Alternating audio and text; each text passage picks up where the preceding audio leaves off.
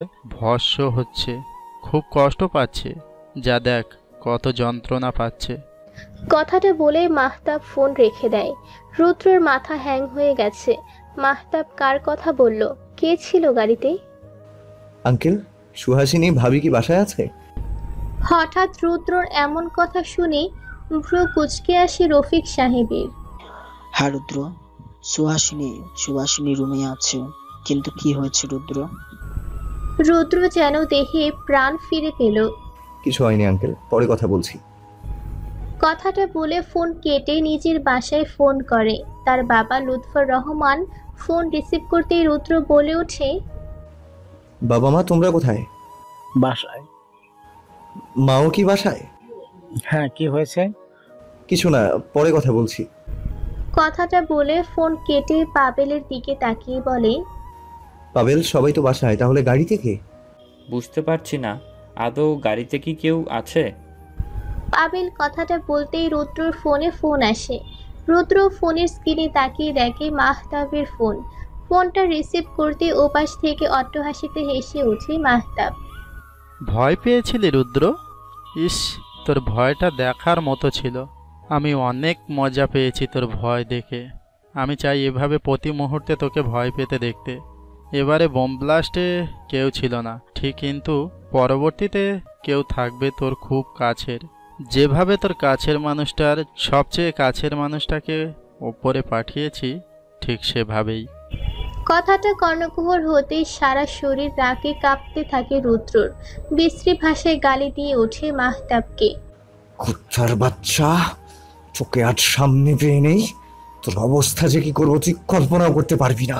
One second, তুই কাকে উপরে পাঠিয়েছিস? মাহতাব আবার অট্টহাসি দেয়। রুদ্র যে এত বোকা, আগে তা তো জানা ছিল না।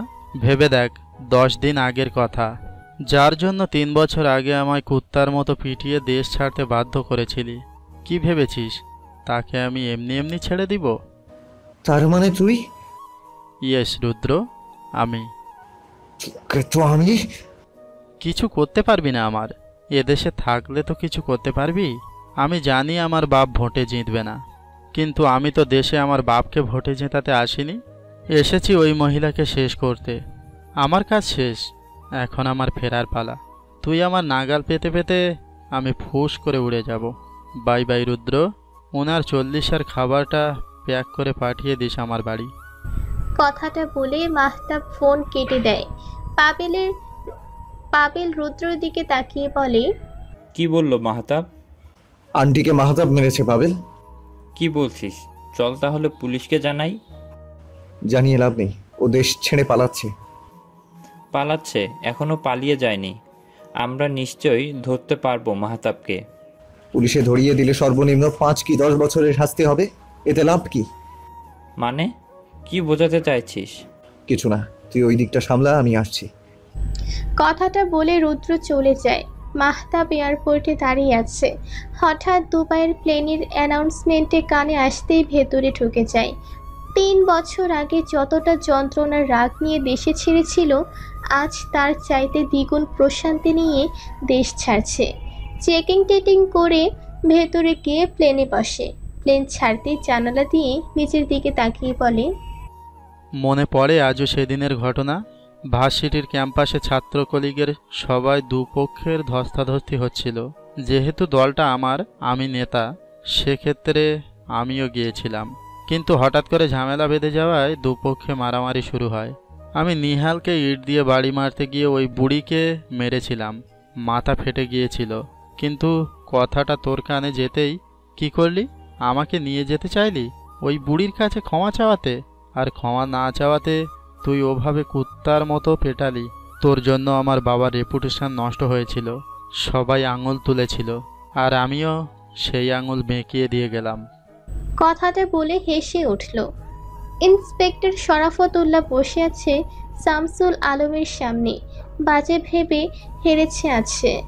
শরাফত শামসুল আলমের দিকে তাকিয়ে বলে, আপনি তো বলেছিলেন জিতলে আমায় থানার ওসি বানিয়ে দেবেন। সেজন্য তো আপনার ছেলের অপকর্ম লুকিয়ে রেখেছিলাম। এখন কি হলো? জিতলেন না তো ভোটে। এবার তো আপনার ছেলের অপকর্ম না চাইতেও সবার সামনে চলে আসবে। কে বলেছিল ওই মহিলাকে মারতে? নিজে তো দেশ ছেড়ে পালালো, সাথে আমাকে আপনাকে ডুবিয়ে গেল। শামান আলমের রাগ আকাশ সমান।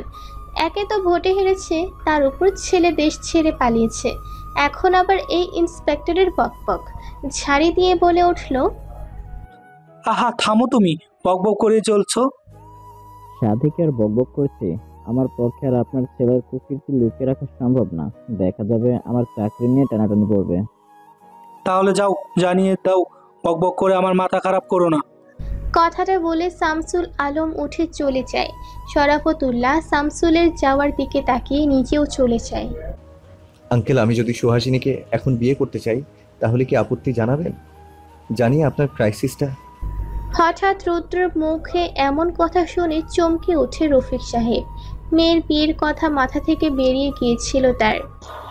তোমার বাবা মাকে জানাও তাহলে রুদ্র, আমি বা বাঁচবো কতদিন? মেয়েকে তো পরের ঘরে দিতেই হবে। রুদ্র ফোন করে তার মা বাবাকে ডাকে।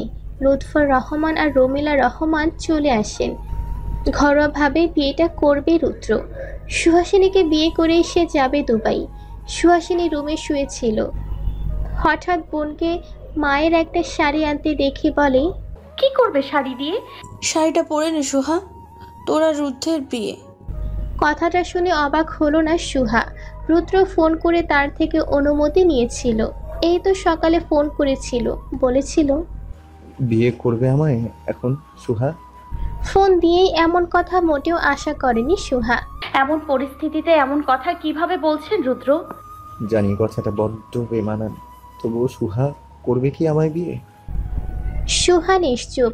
সুহার নিশ্চুপতা দেখে রুদ্র বলে, তোমার নিশ্চুপতা কি তাহলে আমি হ্যাঁ ধরে নেব সুহা? কিছু না বলে সুহা ফোন রেখে দেয়। বোনের থেকে শাড়িটা নিয়ে সুহা পরে নেয়। আয়নায় একবার নিজেকে দেখে। মা থাকলে আজ তার বিয়েটা অন্যভাবে হতো। সুভাষিনী সুহাকে নিয়ে নিচে আসে। নীলিমা বেগম আর নীলাও আসে। খুব সাধারণভাবেই তাদের বিয়েটা হয়ে যায়। রুদ্র বিয়ে করে সেদিন রাতে সুহাসিনীদের বাসায় থেকে তার পরের দিন বাসায় চলে আসে সুহাকে নিয়ে। আলমারি থেকে কাপড় বের করে ব্যাগে ভরে নেয়। কি হয়েছে রুদ্র? কাপড় গোছাচ্ছিস কেন? কোথাও যাবি? দুবাই যাচ্ছি। কিন্তু কেন? কাজ আছে, ফিরতে সপ্তাহখানেক লাগতে পারে। কিন্তু এই রকম পরিস্থিতিতে তুই সুহাকে একা রেখে চলে যাচ্ছিস? কালই তো বিয়ে করলি। আমি একা যাচ্ছি না মা, সুহাও যাচ্ছে। কথাটা বলে পকেট থেকে ফোন বের করে পাবেলকে ফোন দেয়। কিরে, ভিসা পাসপোর্ট হলো? হয়ে গেছে। আচ্ছা, আমার বাড়ির সামনে আয়, আমি বের হচ্ছি। কথাটা বলে মাকে জড়িয়ে ধরে বেরিয়ে আসে বাড়ি থেকে। পাবেল গাড়ি নিয়ে আসে রুদ্রর বাসার সামনে। রুদ্র গাড়িতে উঠে বসতে পাবেল পাসপোর্টটা রুদ্রর হাতে ধরিয়ে দিতেই রুদ্র বলে ওঠে, গাড়িটা সুহার বাসার দিকে নিয়ে যা। পাবেল রুদ্রর কথা মতো গাড়িটা নিয়ে সুহার বাসার সামনে থামায়। রুদ্র গাড়ি থেকে নেমে বাসার ভিতরে গিয়ে দেখে সুহা সোফায় শুয়ে আছে, কপালে হাত ঠেকিয়ে। রুদ্র গিয়ে সুহার সামনে দাঁড়াতে সুহাল কপাল থেকে হাত সরিয়ে রুদ্রকে দেখে শোয়া থেকে উঠে বসে বলে, মায়ের খুনির কোনো খবর পেলেন রুদ্র? রুদ্র মাথা নাড়িয়ে বলে, না। তাহলে এসছেন কেন? দুবাই যাচ্ছি আমি। তো আমি কি করব? রেডি হও, তুমিও যাচ্ছ? আপনি যান, আমার মনের রং লাগেনি। আমরা হানিমুনে যাচ্ছি না সুহা, খুব দরকার তাই যাচ্ছি। আন্টির খুনি দেখবে না? সহসা সুহা মাথা উঁচু করে তাকায়। মায়ের খুনি মানে? রেডি হয়ে আসো, যেতে যেতে বলছি। সুহাসিনী রেডি হয়ে নেয়। রুদ্র নিজের ব্যাগে সুহারও কাপড় নিয়ে নেয়।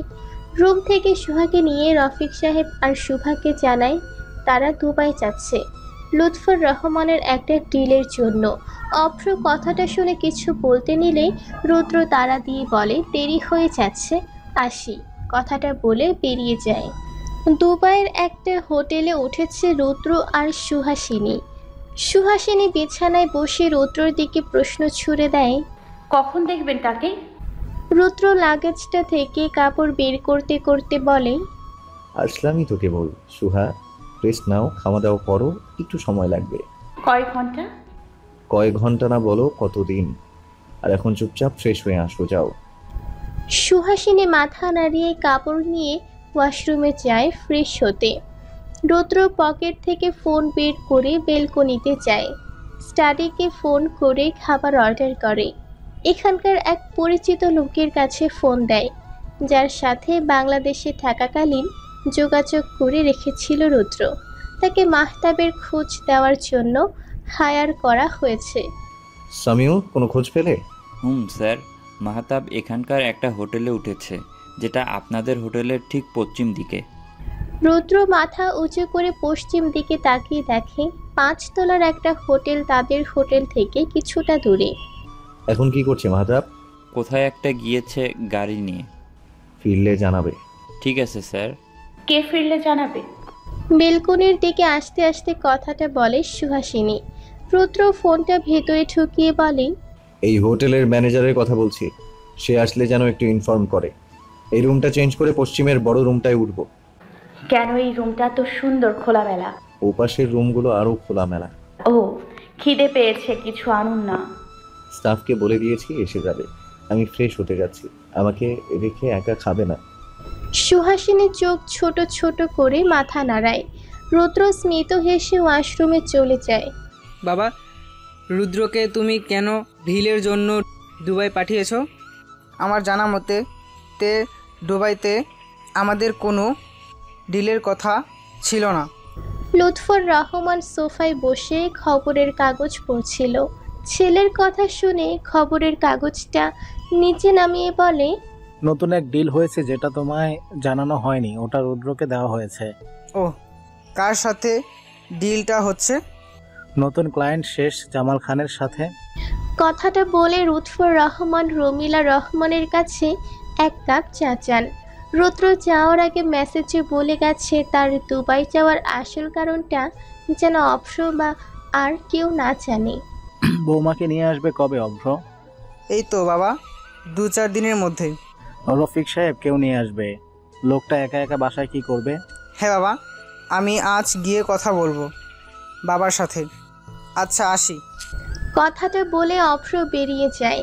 রমিলা রহমান চা এনে স্বামীর সামনে রাখে। লুৎফর রহমান চা খেয়ে বেরিয়ে যায়।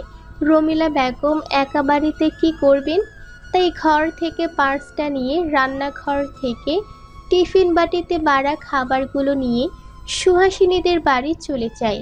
মেয়েটা একা একা না জানি কি করছে। সুভাষিনী সোফায় বসে আছে, পাশে নীলিমা বেগম। নীলা রান্নাঘরে গিয়ে প্লেট নিয়ে আসে। টি টেবিলে প্লেটটা রেখে হাতে থাকা প্যাকেট থেকে পেঁয়াজু আর জিলাপি বের করে দেয়। তৎক্ষণাৎ কলিং বেল বাজতেই কেঁপে ওঠে সুভাষিনী। নীলা গিয়ে দরজা খুলতেই দেখে রমিলা রহমান দরজার পাশ থেকে সরে দাঁড়ায়। রমিলা রহমান ভেতরে ঢুকে খাবারগুলো টেবিলে রেখে শুভার পাশে বসে। শরীর এখন কেমন শুভা? আগে থেকে একটু বেটার মা। সকালে কিছু খেয়েছো? শোভা নিশ্চুপ। রমিলা রহমান বুঝে যায় মেয়ে কিছুই খায়নি। নীলা এগিয়ে এসে বলে, আন্টি, আপুকে বলেছিলাম খেতে, কিন্তু আপু বলল তার পেঁয়াজু আর জিলাপি খেতে ইচ্ছে করছে, তাই নিয়ে এসেছি। ও, তাহলে শুভা খেয়ে নাও, পরে না হয় আমার আনা খাবার খাবে। মা, সুহা রুদ্র কি ফোন করেছিল? না, এখনো করেনি। আপনার ফ্রেশ হতে এতক্ষণ লাগে? কখন থেকে খাবার সামনে নিয়ে বসে আছি। রুদ্র ভেজা চুল মুছতে মুছতে সুহাসিনীর দিকে এগিয়ে এসে বলে, এত খিদে পেয়েছে তাহলে খাওনি কেন? আপনিই তো বারণ করলেন, তাই তো ওয়েট করছি। আচ্ছা, খাবার মাখো, তুমি নিজেও খাও আর আমায়ও খাইয়ে দাও। আমি ল্যাপটপে একটু কাজ করব, পারবে? পারবো।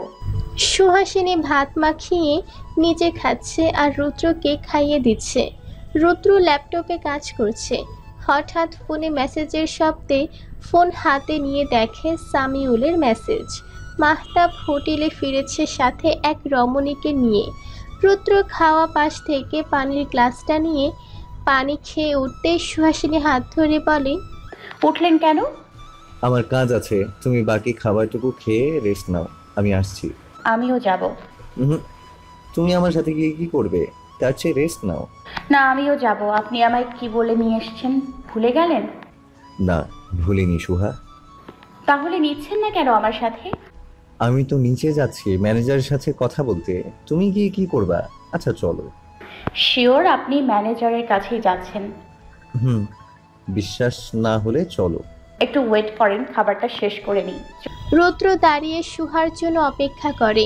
সুহা খাবারটা শেষ করে বলে, চলুন। রুদ্র সুহার হাত ধরে বেরিয়ে যায়। ম্যানেজারের কাছে গিয়ে রুম চেঞ্জ করার বিষয়টা জানিয়ে তারা অন্য রুমে শিফট হয়। সন্ধ্যের দিকে সুহা একটু ঘুমালে সেই সুযোগে রুদ্র মাস্ক পরে রুম থেকে বেরিয়ে মাহতাবদের হোটেলের সামনে যায়। সামিউলকে ফোন করে মাহতাবের রুম নম্বর জেনে হোটেলে ঢুকে এবং রিসেপশন থেকে মাহতাবের রুমের পাশে একটা রুম বুক করে। রুমের চাবিটা নিয়ে রুদ্র 102 নম্বর রুমের দিকে যায়। 100 নম্বর রুম মাহতাবের রুমের দিকে আসতেই ভেতর থেকে মাহতাব আর একটা মেয়ের হাসির শব্দ আসে। রুদ্র হাসির শব্দ শুনে বলে, শেষ হাসি হেসে নেই মাহতাব, মৃত্যু যে খুব নিকটে তোর। এমনভাবে মরণ দিব তোকে যা কল্পনাতেও ভাবতে পারবি না। কি ব্যাপার, কোথায় গিয়েছিলেন? আপনাকে খুঁজলাম কিন্তু পেলাম না। রুদ্র রুমে ঢুকতে সুহাসিনী প্রশ্ন ছুড়ে দেয় রুদ্রর দিকে। রুদ্র শরীরে থাকা শার্টের বোতাম একটা খুলতে খুলতে বলে, বাইরে গিয়েছিলাম, একটু কাজ ছিল। উঠেছো কখন তুমি? আর ফোন দাওনি কেন আমায়? সুহাসিনী বিছানা থেকে উঠে দাঁড়িয়ে বলে, ফোন কোথায় আপনার? ফোন চেক করেছেন, দেখেছেন কতগুলো ফোন দিয়েছি আমি? রুদ্র পকেট থেকে ফোন বের করে দেখে সুহাসিনীর 21টা মিস কল। ফোন সাইলেন্ট থাকায় বুঝতে পারেনি। সরি, আসলে হয়েছে, থামুন। আসলে নকলে বলতে হবে না। আপনি আমায় দেখাচ্ছেন না কেন ওই খুনিকে? কাল দেখাবো, এখন একটা ঘুম প্রয়োজন। খাবেন না? খাবার আসলে তুমি খেয়ে নিও। খেয়ে নিয়ে চুপচাপ আমার পাশে এসে ঘুমাবা। আর বাসায় কথা বলেছো? আপু বাবা সবার সাথে কথা হয়েছে। আপনার কথা জিজ্ঞেস করেছিল। কি বললো? বলেছি উনি আমায় রেখে বাইরে ঘুরতে গেছে। কথাটা বলে রুদ্র খাটে গিয়ে শুয়ে পড়ে। স্টাফ এসে খাবার দিয়ে গেলে সুহাসিনী খেয়ে রুদ্রর পাশে শুতে রুদ্র এক হাত দিয়ে সুহাসিনীকে জড়িয়ে ধরে। সুহাসিনীর দম বন্ধ হয়ে যাওয়ার উপক্রম। বারবার মোচড়া মোচড়ি করে রুদ্রর বালিশ থেকে মাথা উঁচু করে বলে, উফ, এত মোছামুছি করছো কেন? চুপচাপ ঘুমাও, সকালে অনেক কাজ আছে। আপনি এভাবে ধরে রাখলে ঘুমাবো কিভাবে? দম আটকে আসতেছে। আচ্ছা যাও, হালকা করে ধরলাম। এবার আশা করি সমস্যা হবে না। আস্তে আস্তে অভ্যেস করতে হবে তো নাকি? লোকে জড়িয়ে ধরে না ঘুমালে ঘুম আসে নাকি বিবাহিত পুরুষদের? কথাটা বলে রুদ্র সুহাসিনীর গলায় মুখ গুজে দিল। সুহাসিনী মাথা সরিয়ে নেয়। রুদ্র বিরক্তি নিয়ে বলে, এখন আবার মাথা সরালে কেন? আমার অস্বস্তি হচ্ছে আপনার গরম নিঃশ্বাসে। এই সবই যদি সহ্য করতে না পারো তাহলে আর কি? কিছু না, ঘুমাও আর আমাকেও ঘুমাতে দাও। এর মধ্যে রুদ্রর ফোনের মেসেজ টোন বেজে ওঠে। রুদ্র ফোন হাতড়ে নিয়ে দেখে হোয়াটসঅ্যাপ থেকে মেসেজ এসেছে সামিউলের। সুইমিং পুলের পাশে শুয়ে আছে মাহতাব আর পাশেই এক অর্ধনগ্ন হয়ে থাকা মেয়ে। সুহাসিনী মাথা উঁচু করে তাকাতেই রুদ্র ফোন বন্ধ করে দেয়। সাথে সাথে আবার মেসেজ টোন বেজে ওঠে। রুদ্র ফোনটা সাইলেন্ট করে সুহাকে এক হাত দিয়ে জড়িয়ে ঘুমায়। সুহাসিনী আর কথা বাড়ালো না। লোকটার মুখ খুব চেনা চেনা লাগলো সুহার কাছে। রুদ্রর ঘুমানো পর্যন্ত জেগে চুপচাপ শুয়ে রইল সুহা। সুহাসিনীরও যে অনেক কাজ বাকি। রুদ্রর ঘুমানোটা এখন ভীষণ জরুরি। রুদ্র না ঘুমালে তার কাজ হবে কি করে? রাত বাজে 1:45। রুদ্র গভীর ঘুমে আচ্ছন্ন। সুহাসিনী পাশ থেকে আলগোছে উঠে রুদ্রর ফোন নেয়। হোয়াটসঅ্যাপে থাকা পিকগুলো দেখে নেয়। লোকটার ফেস ভালো মতো দেখতেই মনে পড়ে যায় লোকটা তো রুদ্রর লোক। সেদিন সেন্টার থেকে বাসায় পৌঁছে দিল। তার উপরে যেতেই একটা মেসেজ, স্যার মাহতাব এখানকার এক বিজনেসম্যান শাহরিয়া মোবারকের মেয়েকে বিয়ে করেছে। পরিবারের কাউকে জানায়নি। মোটামুটি ভালোই পাওয়ার আছে এই এলাকায় শাহরিয়া মোবারকের। তাকে মারা কষ্ট হয়ে যাবে। হঠাৎ মারার শব্দটা দেখতেই সুহার মনে সন্দেহরা আরও চেকে বসলো। এই কে তাহলে সেই খুনি যে আমার মাকে মেরেছে? রুদ্র তাহলে আমায় কিছু বলল না কেন? এ তো রুদ্ররই লোক। তাহলে কি রৌদ্ররাই আমার মাকে মারিয়েছে? সুহাসিনী চুপি চুপি ফোনটা বেলকুনিতে নিয়ে চলে আসে। ফোনের টাইপিংয়ে গিয়ে মেসেজ পাঠায়, কাল আমার সাথে দেখা করবে আমার হোটেলের পেছনের দিকটায়, ঠিক বিকেল 3টায়। মেসেজটা সেন্ড করে মেসেজ ডিলিট করে মোবাইল নাম্বারটা নিজের ফোনে আর মাহতাবের পিকগুলো নিজের ফোনে সেভ করে চুপি চুপি বালিশের তলে ফোনটা রেখে রুদ্রর পাশে শুয়ে পড়ে। রুদ্র সুহাকে টেনে নিয়ে ঘাড়ে মুখ গুজে দেয়। সুহা ভরকে যায়, আলগোছে কিছুটা দূরে সরে এসে ঘুমায়। সকাল থেকে রুদ্রর সাথে কোনো কথা বলছে না সুহাসিনী। রুদ্র কিছু জিজ্ঞাসা করলে শুধু হ্যাঁ না করে জানাচ্ছে। হঠাৎ সুহার এমন পরিবর্তন রুদ্রর খটকা লাগে। রাতেও তো ঠিক ছিল, তাহলে কি হলো? রুদ্র সুহার হাত টেনে সামনে দাঁড় করিয়ে বলে, কি হয়েছে সুহা, হঠাৎ এমন বিহেভিয়ার করছো কেন? সুহাসিনী অন্যদিকে মুখ ঘুরিয়ে বলে, কেমন বিহেভিয়ার করছি আমি? এই যে ইগনোর করছো, কথা বলছো না। আপনি হয়তো ভুলে গেছেন আমি বরাবরই কম কথা বলি। আচ্ছা যাই হোক, আমি আসি। সুহাসিনী হা হু কিছুই বলল না। রুদ্র সুহাসিনীর দিকে তাকিয়ে চলে যায়। সুহাসিনী নিজের ফোনটা বের করে পিকগুলো দেখতে থাকে বেলকুনিতে গিয়ে। হঠাৎ পিকগুলো খেয়াল করতে করতে সুইমিং পুলের সাইডে হোটেলের নাম দেখে কিছু বলতে একটা মনে আসায় বেলকুনি দিয়ে মাথা উঁচু করে সামনে তাকাতেই দেখে সেম নামের হোটেল। আবার ফোনের দিকে তাকায় শিওর হওয়ার জন্য, তার মানে মাহতাব ওই হোটেলেই থাকে। সুহাসিনী রুম এসে একটা জিন্স প্যান্ট আর টপস পরে ওড়না দিয়ে ফেস এক সাইড থেকে বড় সানগ্লাসটা চোখে নিয়ে হোটেল থেকে বেরিয়ে যায়। মাহতাবের হোটেলের সামনে আসে। হোটেলের ভেতরে ঢুকতেই হঠাৎ এক মেয়ের সাথে ধাক্কা খায় সুহাসিনী। সুহাসিনী পড়ে যেতে নিলে মেয়েটি ধরে ফেলে সুহাসিনীর হাত। সুহাসিনী হাত ধরা ব্যক্তিটার মুখের দিকে তাকাতেই মেঘনা চাইতে যেন বৃষ্টির আবির্ভাব। সরি, আমি আসলে খেয়াল করিনি। সুহাসিনী মেয়েটির হাত থেকে নিজের হাত ছাড়িয়ে বলে, ইটস ওকে, ভুল আমারও ছিল। আসলে আমি এই শহরে নতুন তো, তাই কিছু চিনতে পারছি না। তোমার সাথে কেউ নেই? না। তাহলে এখানে কি নতুন তুমি? হ্যাঁ, আসলে জবের জন্য এসেছি দুবাই। থাকি বাংলাদেশে, খুব অভাবের সংসার আমাদের। বাবার বয়স হয়েছে, আজ কাজকর্ম খুব একটা করতে পারে না, সেজন্য এই প্রবাসে এসেছি, কিন্তু কোনো জব পাচ্ছি না। কথাটা বলে কান্নার অভিনয় করে সুহা। মাহতাবের স্ত্রী শান্তা সুহার হাত ধরে বলে, চিন্তা করো না, কিছু একটা হয়ে যাবে।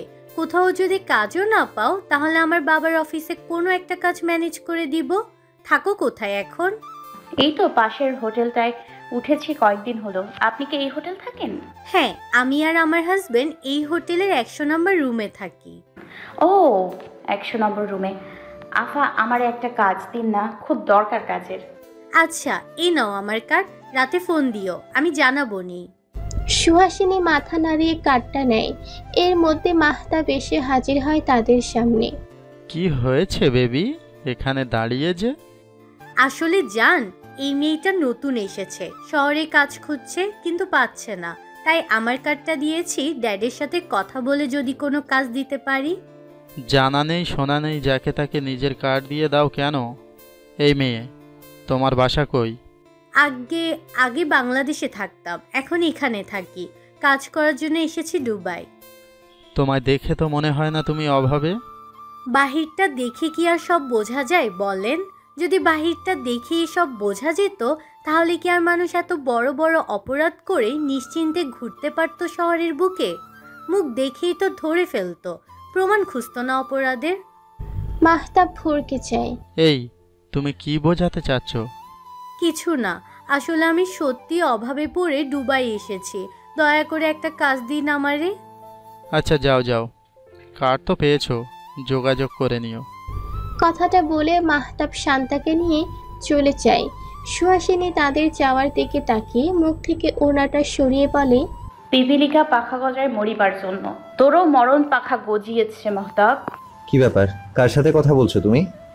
হঠাৎ রুদ্রর আগমনে ভয় পেয়ে যায় সুহাসিনী। ফোনটা কেটে দিয়ে বেলকুনি থেকে রুমে আসতে আসতে বলে, ওই তো বাবার সাথে কথা বলছিলাম। আজ হঠাৎ এত তাড়াতাড়ি আসলেন যে? রুদ্র হাত ঘড়ি খুলতে খুলতে বলে, এমনি। আচ্ছা, তুমি কি হোটেলের বাইরে গিয়েছিলে আজ? রুদ্রর এমন কথায় সুহার বুক ধক করে ওঠে। কোনো রকম নিজেকে সামলিয়ে বলে, কই না তো, আমি তো হোটেলের বাইরে যাইনি। আপনি ফ্রেশ হয়ে আসুন। রুদ্রর ভ্রুকুটি করে কতক্ষণ চেয়ে থাকে ওয়াশরুমে চলে যায়।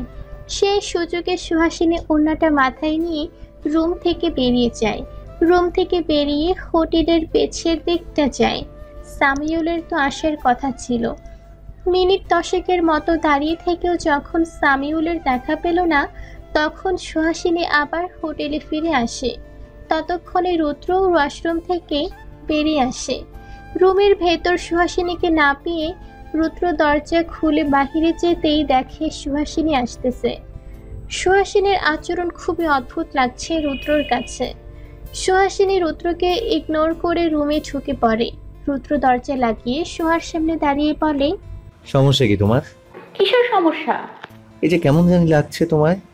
কেমন লাগছে? খুব অচেনা। ও, খাবার ঢাকা আছে, খেয়ে নিয়েন, আমার ঘুম পাচ্ছে। আর কোথাও গেলে ডাকার দরকার নেই, চলে যায়েন চুপচাপ। কথাটা বলে সুহা চাদর দিয়ে পুরো শরীর ঢেকে শুয়ে পড়ে। রুদ্র তপ্ত শ্বাস ফেলে খাবারটা খেয়ে বেলকুনিতে চলে আসে।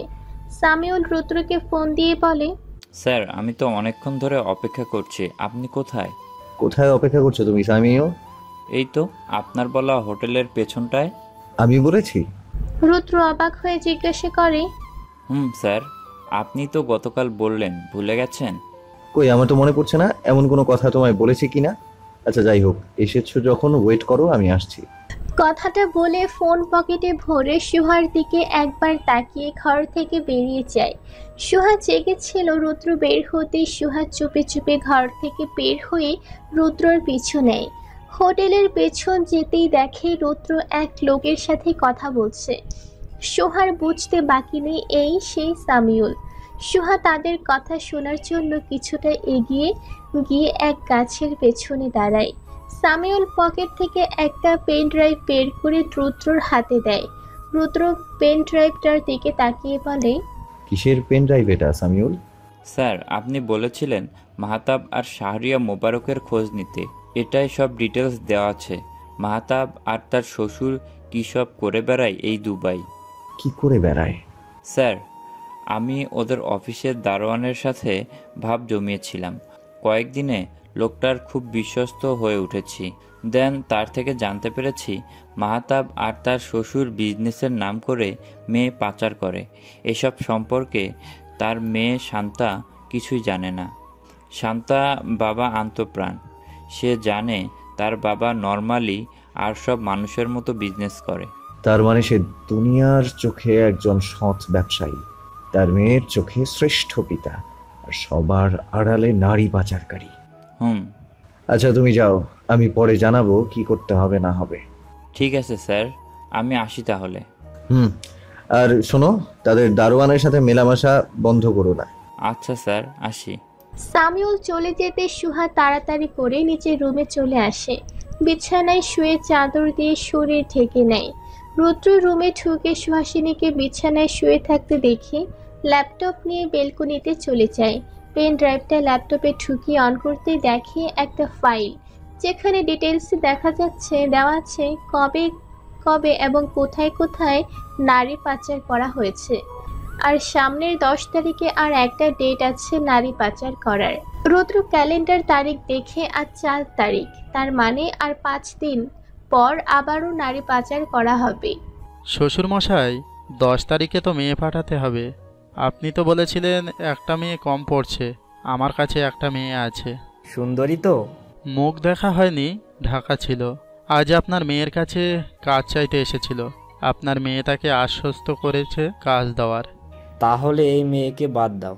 এই মেয়েকে পাচার করলে আমার মেয়ের মনে সন্দেহ জাগতে পারে। আমি চাই না আমার মেয়ে আমার আর তোমার আসল পরিচয় জানুক। ডোন্ট ওয়ারি শ্বশুরমশাই, জানবে না আপনার মেয়ে আর আপনার পরিচয়। আর শান্তা মেয়েটাকে আপনার অফিসে জবের কথা বলেছে, সেক্ষেত্রে কিভাবে জানবে? মেয়ে তো থাকবে অফিসে। বেশ, তাহলে 10 তারিখে ডিল হচ্ছে। হ্যালো আপা। কে বলছেন?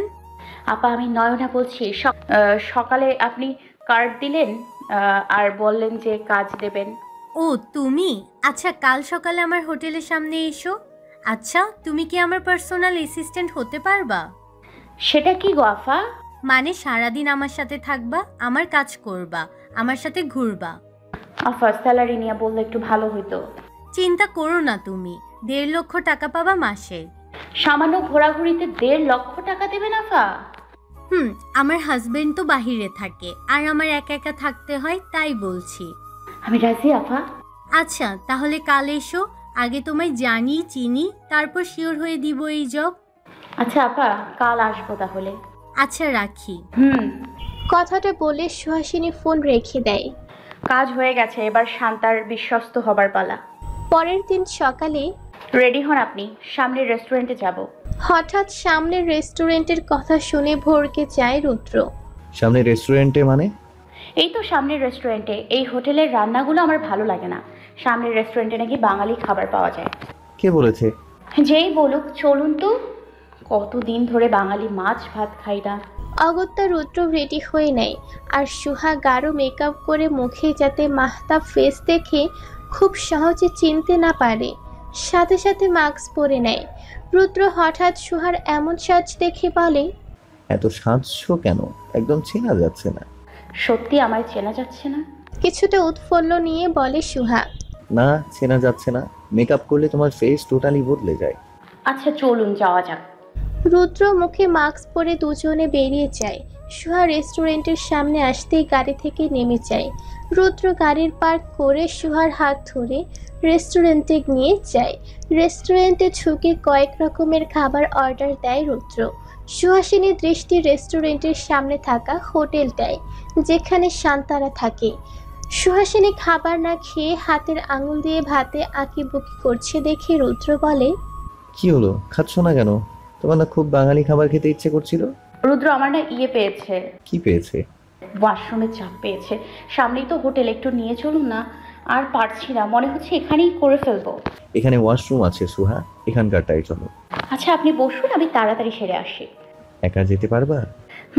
আপনি বরং পেমেন্ট করে আসুন আর খাবারগুলো প্যাক করে দিতে বলুন। রুদ্র উঠে গিয়ে পেমেন্ট করতে চলে যায় আর সুহাসিনী রুদ্রের পেছন থেকে আলগোছে চুপি চুপি বেরিয়ে আসে রেস্টুরেন্ট থেকে। আফা, আপনি কই? আমি তো আপনার হোটেলের সামনে এসে দাঁড়াই আছি। ও নয়না, তুমি বরং আমার হোটেল রুম 100-তে চলে এসো। আফা, আমায় কি ঢুকতে দিব?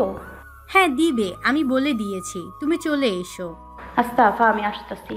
কথাটা বলে সুহাসিনী হোটেলের ভেতরে ঢুকে যায়। 100 নম্বর রুমের সামনে গিয়ে দরজায় কড়া নাড়তে শান্তা দরজা খুলে দেয়। আফা, আমি নয়না। এসো, ভেতরে এসো।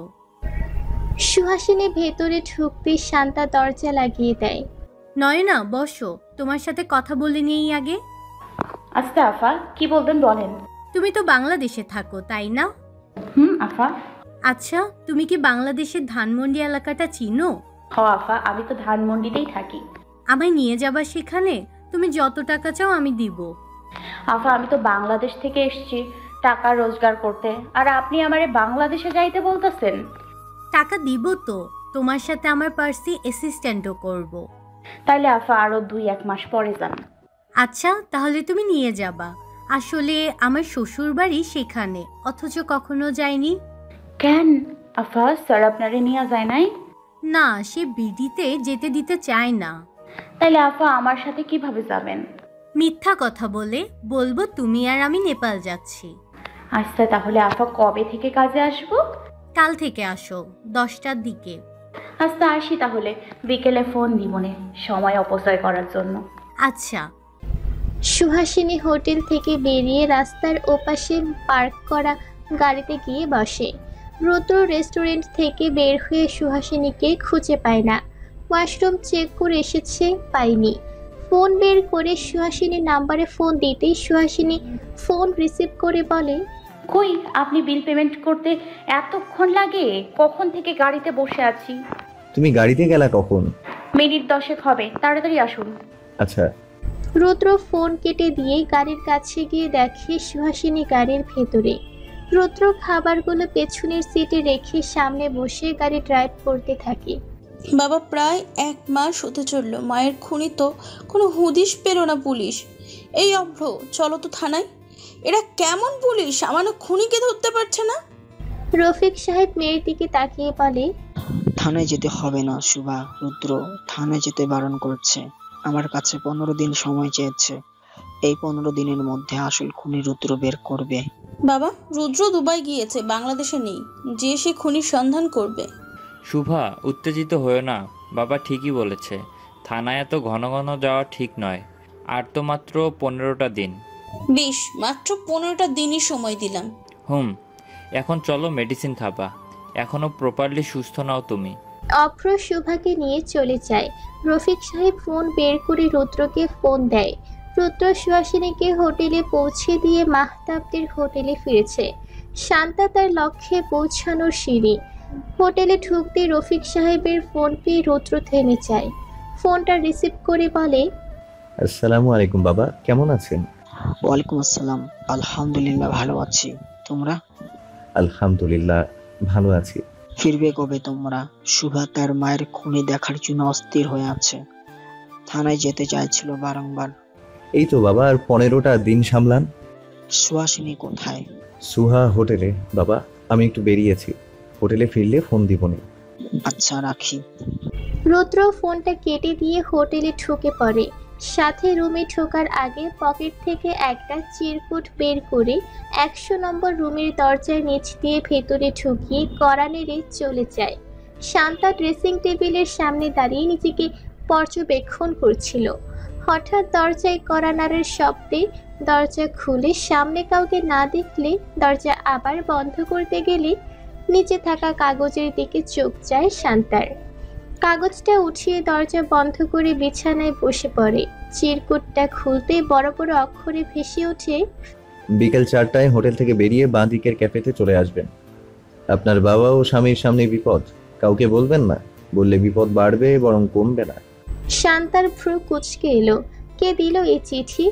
বাবা আর মাহতাবের কি বিপদের ইঙ্গিত দিল, নাকি কেউ মিথ্যা বলছে? সাথে সাথে শান্তার ফোন কল আসে অচেনা নম্বর থেকে। শান্তা অন্যমনস্ক হয়ে ফোন রিসিভ করে। ফোনের ওপাশ থেকে গুরু গম্ভীর কণ্ঠে ভেসে আসে, এটা মিথ্যা নিউজ ভেবে ভুল করবে না মিসেস শান্তা, স্বামী বাবাকে বাঁচাতে চাইলে অবশ্যই চলে আসবেন। কথাটা বলে শান্তাকে কিছু বলার সুযোগ না দিয়ে ফোন কেটে দেয়। শান্তা হ্যালো হ্যালো বলতেই থাকে, আবার ওই নাম্বারে কল দিতেই ফোন বন্ধ পায়। সামিউল রুদ্রকে ফোন করে জানিয়ে দেয় শান্তাকে ফোন করে বলা হয়েছে। রুদ্র স্মিত হেসে ফোন কেটে দেয়। ফোনের ওয়ালপেপারে থাকা সুহার পিকের দিকে তাকিয়ে বলে, নিজেকে খুব চালাক মনে করো তাই না সোহা রানী? তুমি কি ভেবেছো আমার চোখের সামনে এসব করবে আর আমি জানতে পারবো না? কখন কখন এই হোটেলে এসেছো সব আমার নজরে এসেছে। কথাটা বলে ব্লেজারটা শরীরের দিয়ে বেরিয়ে যায় ক্যাফেতে। শান্তা নিজেও কোনো রকম তৈরি হয়ে চলে যায় ক্যাফেতে। ক্যাফের ভেতরে ঢুকে বুঝতে পারছে না কোনো টেবিলটায় সেই বার্তা পাঠানোর লোক বসে আছে। কথাটা ভাবতে ফোনের মেসেজ টং বেজে ওঠে। শান্তা মেসেজ চেক করে দেখে 5 নম্বর টেবিলটায় যাওয়ার জন্য বলা হয়েছে। শান্তা কাঁপা কাঁপা পায়ে 5 নম্বর টেবিলটায় গিয়ে দেখে মুখে মাস্ক পরে এক লোক বসে আছে। শান্তা টেবিলের সামনে গিয়ে দাঁড়াতেই রুদ্র বলে, please sit down Mrs Mahta. Shanta chair টেনে বসতে বসতে বলে, আপনি সেই লোক যে আমায় চিরকুট প্লাস ফোন মেসেজ দিয়েছেন? একদম ঠিক ধরেছেন, আমি সেই ব্যক্তি। আপনি বলেছেন আমার স্বামী আর বাবার সামনে বিপদ, কি করে জানলেন আপনি? আর আপনিই বা কে? আচ্ছা ধরুন মিসেস মাহতাব, কোনো একদিন দেখলেন আপনার বাবা আর স্বামী মিলে দিনের পর দিন আপনাকে ঠকিয়ে এসেছে, দেন আপনি কি করবেন? মানে কি বলছেন এগুলো? আমার স্বামী আর বাবা কেন আমায় ঠকাবে? কখনোই না। আমি যদি বলি আপনাকে তারা ঠকাচ্ছে? ফালতু কথা। কি প্রমাণ আছে আপনার কাছে?